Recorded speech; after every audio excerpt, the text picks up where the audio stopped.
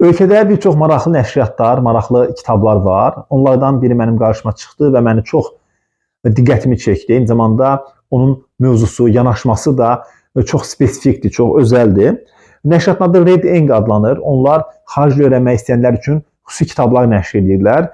Bizim çoxumuzun yaralı yeri olan xarici öyrənmək, bu ola bilər rus dilidir, ola bilər ingilis dilidir. Bağlı çətinliklərimiz olur. Əgər siz kitab oxumağı sevirsinizsə və kitab oxuyaraq dilinizi inkişaf etdirmək istəyirsinizsə, düşünürəm ki, Red Ink nəşriyyatının kitabları sizin üçün çox faydalı olacaq. Mən ingilis dilində hər kəs öz səviyyəsinə uyğun ala bilər.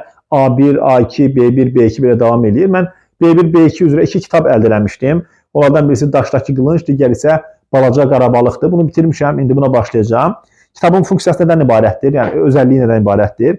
Kitabın əvvəlində bir neçə kiçik hekayə olur. Həmin mətndəki çətin sözlər xüsusi lüğətdə verilir.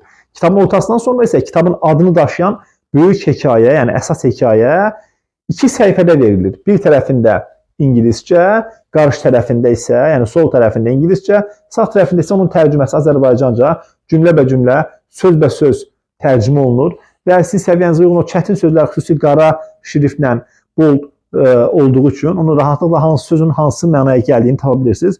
Düşünürəm ki, həm kitab oxumağı sevən, həm də dilini inkişaf etdirmək istəyənlər üçün çox əla bir fürsətdir. Red Ink nəşriyyatına müraciət edə bilərsiniz və onların bu vəsaitlərini, bu kitabların nəşrlərini ala bilərsiniz. Mən bu kitabları bu digərinə bitirdikdən sonra digər nəşrlərlə də, digər əsərlərlə də tanış olacağım. Sizin də əgər bu nəşriyyatdan xəbəriniz varsa, şərhlərdə yazın hansını oxumusunuz. Əgər yoxdursa, yenə də şərh yazın. Necə əldə edə bilərəm yazın. Mən çalışacağım ki, onların Instagram səhifəsinə əlavə edeyim.